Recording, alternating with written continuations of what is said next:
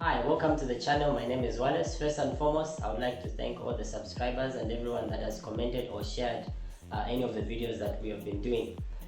In this video, we'll be looking at engineering science N2 and N3, and one of the subscribers requested that I do a lesson on movement. This lesson will cover distance, speed, displacement, velocity, and finally we'll do acceleration and equation that pertains to acceleration.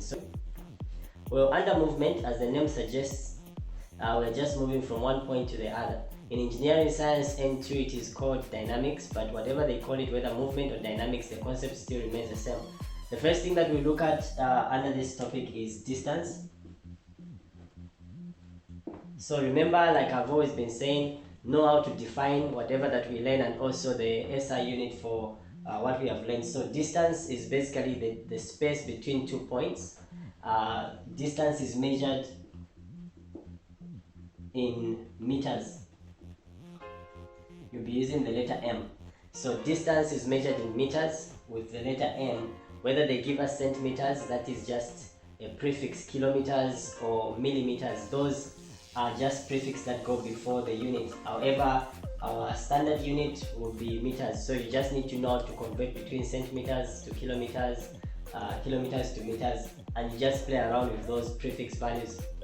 The next thing that we look at under movement is time, because even as we move from one point to the other, time will always be moving. So we are just trying to relate ourselves as we are moving. How is time, or how are we in relation, how are we moving in relation with time? Basically, I'm not going to define what time is, but I think it is something that they won't ask you to define time. They might ask you to define distance and other things, but I don't think they will ask you to define time, or you can look it up in the dictionary. The only thing that I would say is that we need to know the basic units of time, which is time is divided into seconds, then 60 seconds, that gives us a minute, and then 60 minutes, it gives us an hour, 24 hours gives us a day, and so on. So all those are just measurements of time, from seconds, minutes, hours, days, weeks, and months, even years. That's just a basic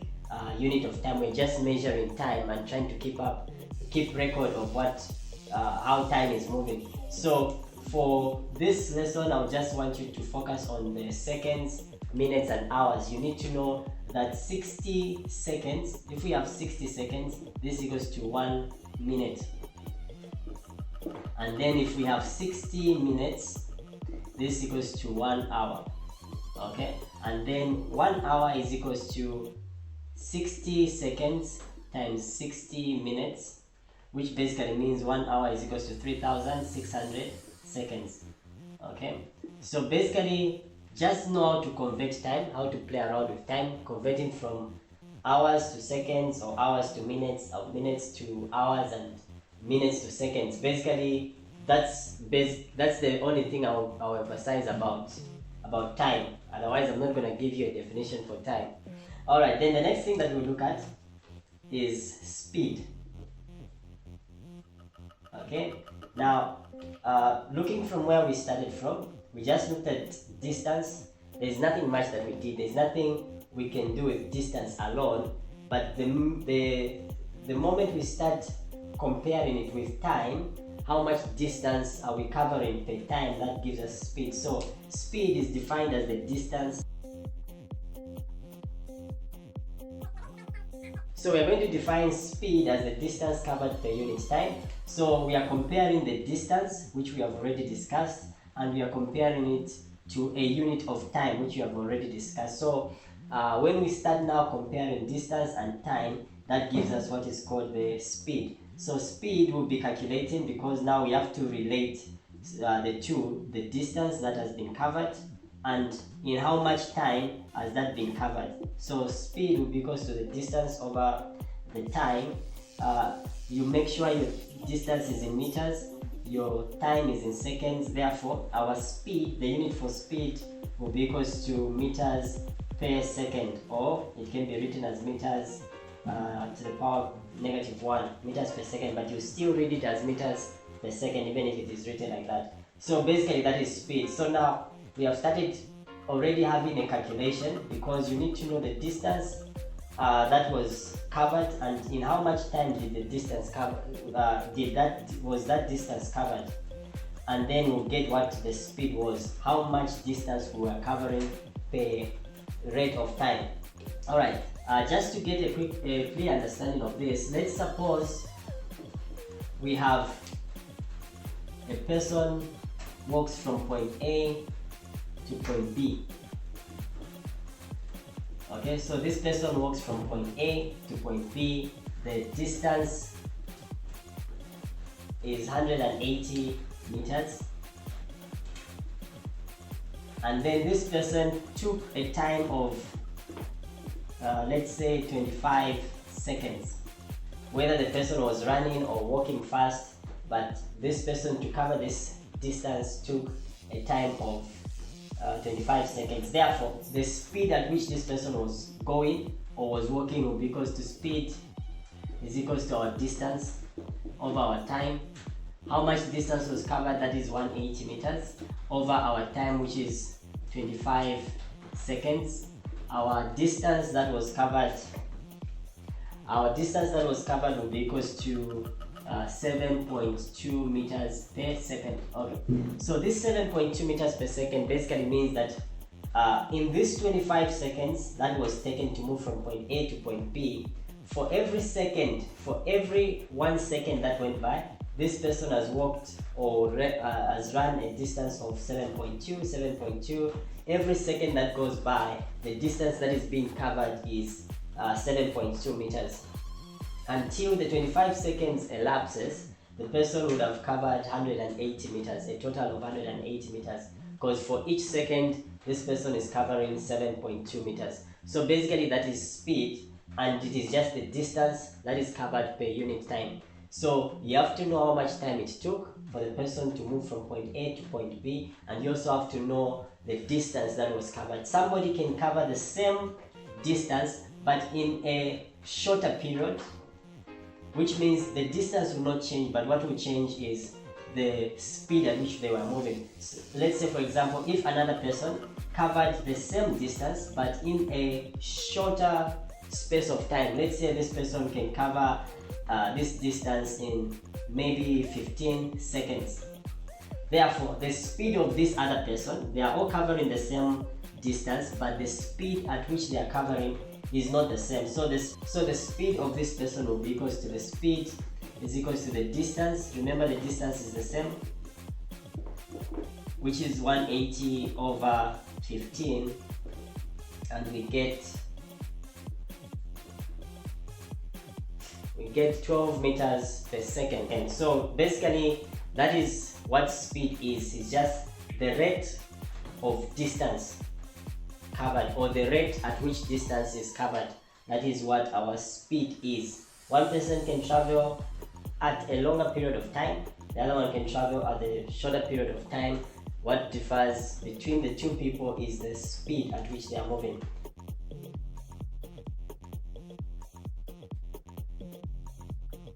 The next thing that we look at is displacement.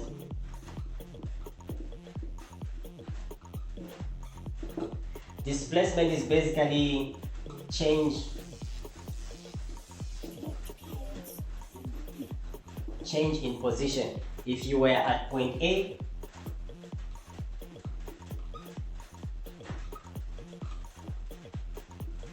you're now at point B, you have changed. You were at this point, you walk, you're now at point B, you have changed your position from A, you're now at B. That is basically what displacement is. Displacement is how much you have changed your position by. So therefore, displacement, the unit for displacement will be the same as distance, which is meters. You'll be using the letter M. However, displacement does not consider the route taken. For example, if somebody walks from point A along a certain path, they are now at point B. They moved from point A, walked along that path until they reach point B. The distance covered, not displacement, the distance covered will be measuring. As the person is walking, we'll measure that distance they have been walking. If let's say this was 100 meters from that point to that point, from that corner to that corner, let's give it maybe 80 meters. So this person has walked a distance of 100 plus 80 meters gives us 180 meters from point A to point B. The distance from point A to get to point B is 180 meters. But the displacement, when it comes to displacement, with displacement, we shall only measure what the distance is from point A and B, regardless of the path that was taken. The distance, we consider the path. Somebody walking along that road, they reach there. For some reason, the person cannot walk along this path, whether there is a building, there will be maybe a mountain or a lake or whatever that is there. The person cannot make a shortcut. They have to walk along that path until they reach their destination at B. The distance they have covered is 180. However, with displacement, we'll just measure from that point all the way up to B. We measure through whatever obstacle is there. It's just a straight line from point A to point B. Therefore, displacement, we can say, is a straight line distance between 2 points regardless of the path taken. We don't care about the path that was taken. We just look at the person was at A, they are now at B. What has changed? What is the change in the position from point A to point B? So this will be our displacement. Okay, so with displacement, we're not just going to say the person was at point A, they're now at point B. They have been displaced maybe 128 meters, because like we said, this distance will always be bigger than the displacement. So just as an example, let's assume the displacement is 128 meters from point A to point B. The person has been displaced or has changed their position by 128 meters. This is not a complete description of the position to which they have changed. It can be 128 meters in that direction or in that direction. So therefore, with displacement, we always have to include direction.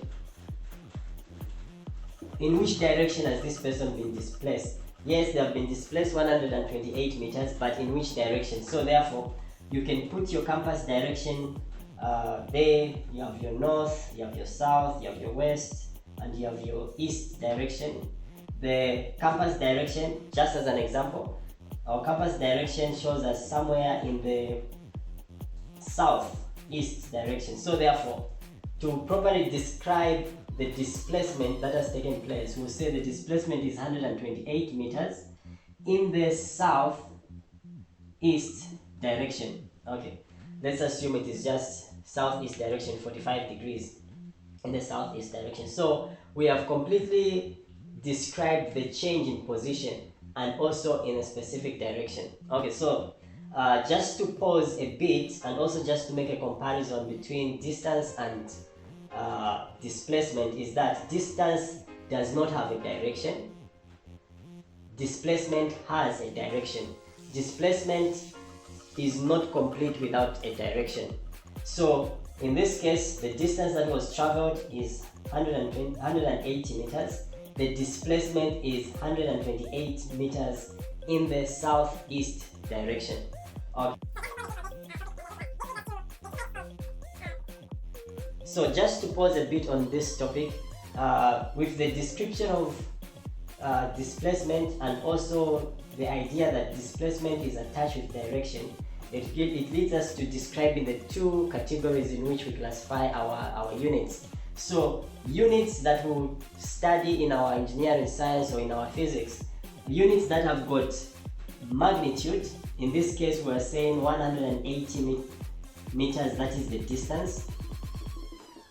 And we were saying 128 meters south east, that was the displacement. Okay. So units that only have the magnitude or the size 180. These units of physical quantities, these ones you'll be calling them the scalar quantities. A scalar quantity is a physical quantity that only has magnitude. There are many scalar quantities that you come across as you study, and I'm sure some of them we've come across them in our previous videos. But all the units that we will study, as long as they do not have a direction, they only have the size, they have no direction. Remember, direction is the compass direction: south, east, north, west, or up, down, to the right, or to the left. That is basically what our direction means. So all the units that have got the magnitude, the size, and attached to them is the direction, those will fall under what is called the vector quantities. So we have two groups in which we'll classify all the different units that we'll come across. Scalar quantities, this is one group. You find distance belongs to this group. You find speed. Remember, speed does not have a direction. We just calculated for the magnitude. We found about 7.2 meters per second. There was no direction. But with vector quantities, displacement, there is the magnitude and there is the direction attached to it. So if we were to be looking at these quantities that have got magnitude and direction, those ones will fall under vector quantities. Those ones without direction will fall under scalar quantities. So basically, this is up to you. Whatever that you learn, you ask yourself, does it have direction? Is it going up, going east, going north, or going down, or going to the left? Then it falls under this. As long as there is a direction attached to it, then that quantity that you have studied or that you are looking at will fall under vector quantities. It is up to you to classify every unit that you get, either as a vector or as a scalar quantity. Alright, so the next thing that we'll look at is what we are going to say, or what we are going to call as velocity. Okay, velocity, now we are looking at displacement and how much displacement is taking place per unit time. So velocity relates to displacement, and we are just involving time. Remember what we talked about time. You need to know the quantities of time: seconds, minutes, hours, and so on. So with velocity, this is just the rate of displacement, or the rate of change in the position.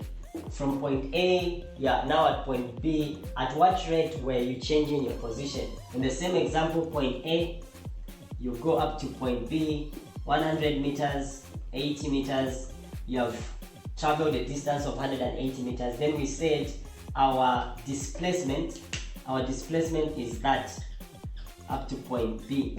This is our displacement. Okay, then we said, let's assume we have 128 meters, and we said this is southeast. Now suppose you took 10 seconds to move along that path, whether you were running or walking or whatever. Suppose you took 10 seconds to move from that point, go along that path until you reach your point B, and your displacement is 128. Your speed is going to be your distance over your time. Your distance you have covered is 180. Your time will be, let's say you've taken 10 seconds, it will be 18 meters per second. So for every second that was going by, you are covering 18 meters, 18 meters, 18 meters until you reach your point B. But your velocity will be equals to your displacement over your time. So our displacement is 128, our time is 10 seconds. Therefore, our velocity is equals to 12.8 meters per second. Now remember, our displacement has got a direction to it. It was 128 meters southeast on our displacement. Also, this velocity will also pick up that direction. So our velocity will now be 120, not 128. So So our velocity will also be, velocity is 12.8 meters per second southeast. So velocity will also inherit that direction. Therefore, velocity belongs to that group that we mentioned as a vector quantity. Alright, so now we have looked at distance, we've looked at speed and how distance relates to speed, and we have also looked at displacement and how that displacement brings about velocity when we take into consideration of the time. So distance when related to time will give us speed. Displacement when related to time will give us velocity. So however, let us also keep this in mind, like I mentioned, that in a straight line movement,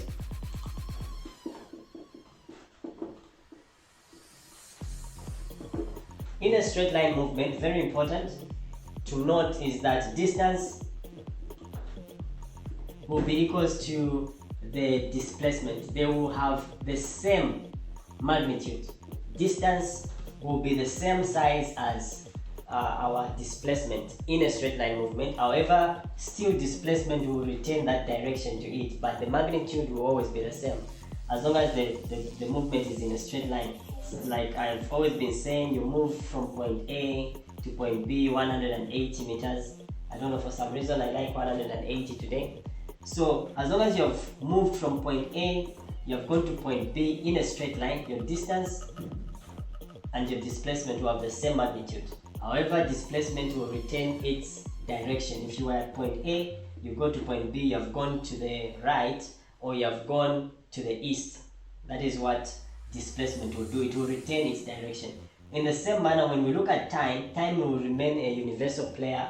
Whether you're looking at velocity or you're looking at speed, time will always be the same. So if you took 30 seconds to move from point A to point B, your speed will be the same as your velocity, as long as you are doing what you are walking or moving in a straight line movement. So if we were to calculate for the speed, speed will be equals to the distance over the time.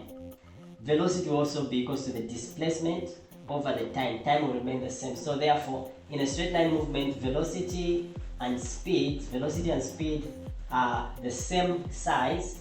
Distance and displacement are also the same size. That's something that we need to take note of when it comes to straight line movement. Alright. Then lastly in this video, what I want to discuss is what is called acceleration.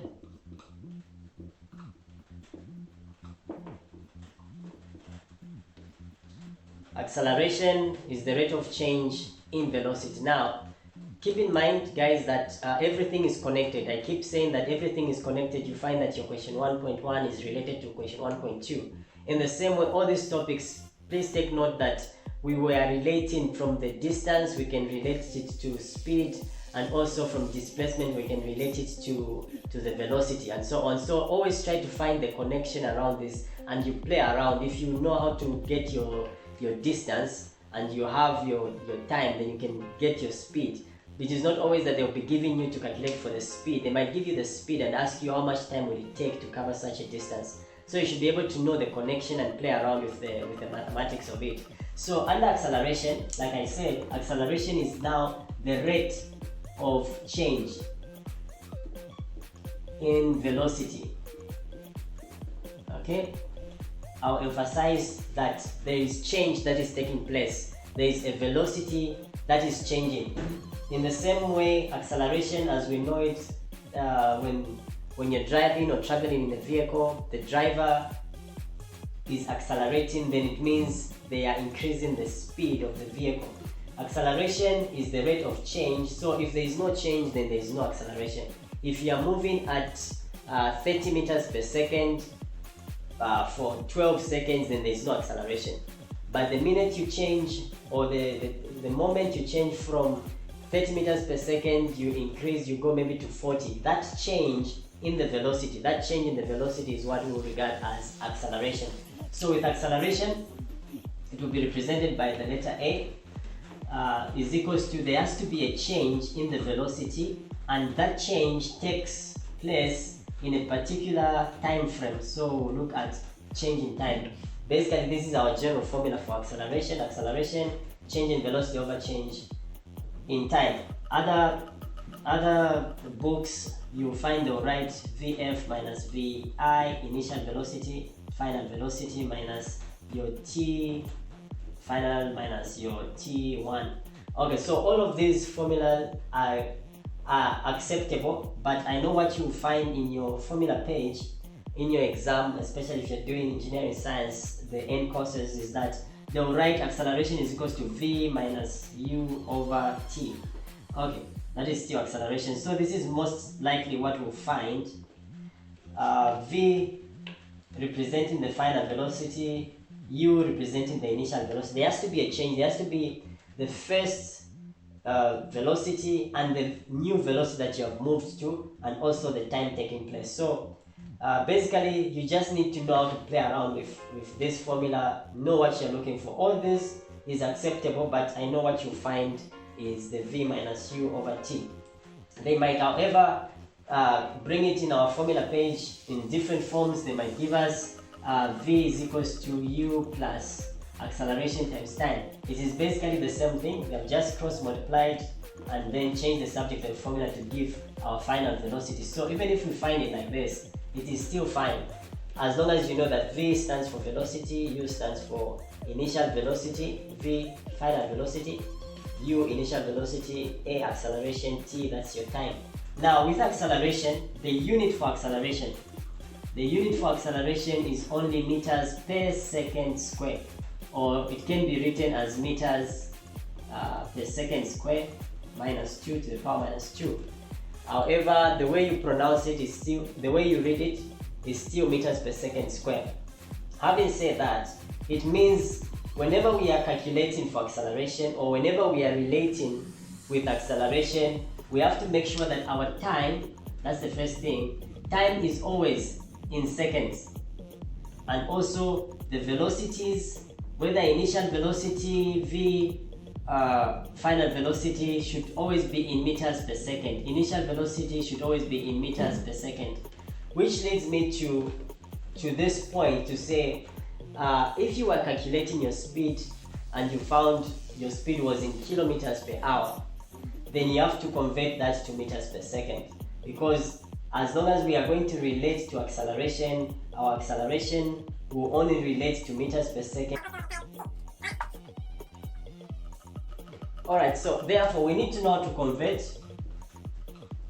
kilometers per hour to meters per second, so that whenever we deal with acceleration, we are dealing with meters per second. So let's suppose you were asked to calculate the speed. Remember, speed is distance over time, which we said this, if it is in a straight line movement, this will be equals to velocity displacement over time. With these two, speed and velocity, these two can be expressed in meters per second, or they can also be expressed in kilometers per hour. If you use your time as hours, then you make sure your displacement is kilometers. You use your time on speed, your distance should be in kilometers.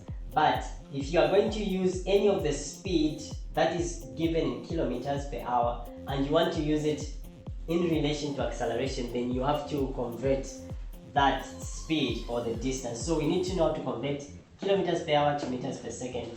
However, I'm not going to go into the details of how to convert. Remember what we said when we started, that an hour is equals to 1 hour is equals to 3,600 seconds. Okay, that's what we said. And then we'll divide this second by kilo, which means 1,000. So whenever we are converting from kilometers to meters per second, we'll be dividing that number by 3.6. So we'll be dividing whatever, if we're given, let's say, 100 kilometers per hour, and we divide this 100 kilometers per hour by 3.6, this will give us 27.778 we've rounded off that, meters per second.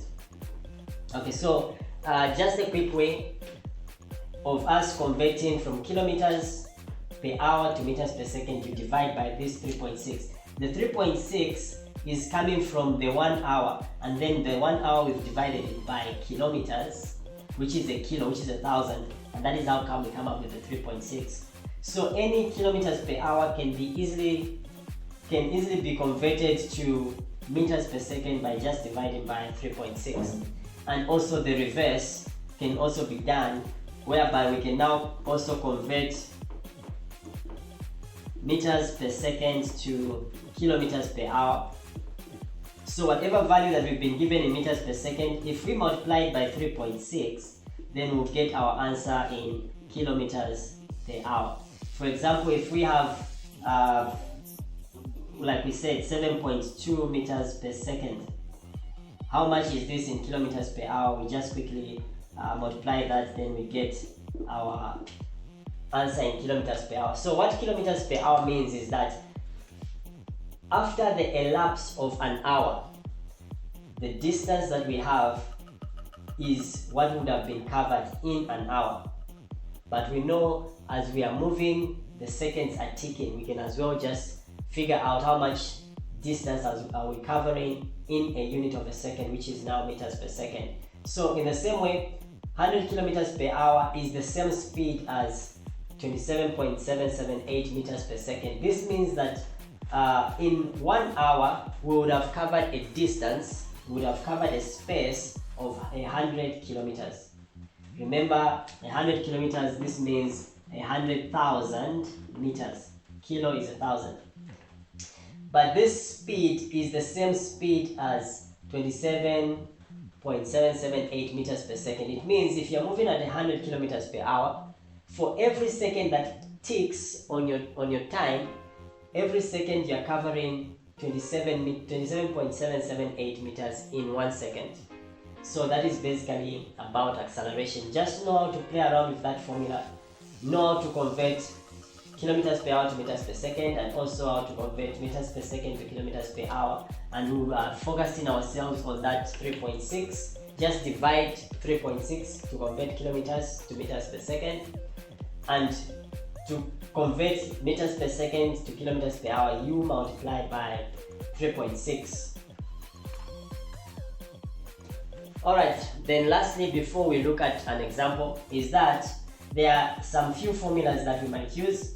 Remember every time we relate to acceleration, our unit should be either in seconds or meters per second. So this other formula will help us resolve our question that we might come across. So V standing for velocity, our U final velocity,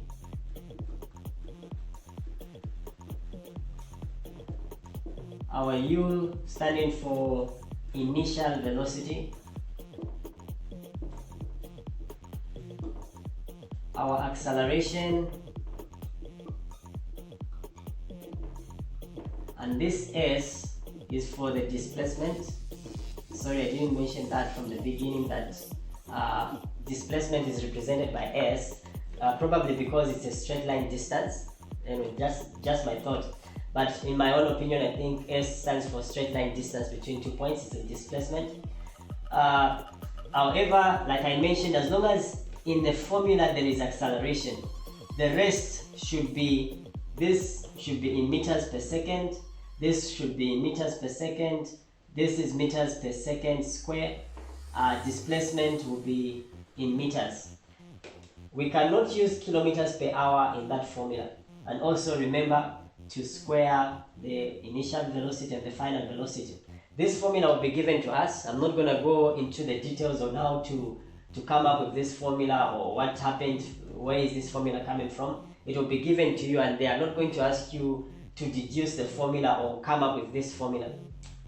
Alright, the other formula that you come across is that S for displacement is equals to initial velocity times time plus half the acceleration times time squared. Okay, this is t is time. So in the same way, in this one, S is displacement, U is initial velocity, T, that is your time. Okay, time in seconds. Okay, always make sure time is in seconds. So as long as there is acceleration, time is going to be in seconds, and you only square the time that is on the acceleration side. Time on this one is not squared. Alright, so with these two plus our first acceleration v minus u over t, with these few we should be able to play around any equation that involves acceleration and it is under movement. Any equation that involves acceleration and it's under movement, these will be able to assist us calculate. Then again, my emphasis, as long as there is acceleration, put your time in seconds, put your velocities in meters per second, then you are good to go. However, you should be able to play around with this. You might be asked to calculate for time. We are given 1, 2, 3, we can manipulate that.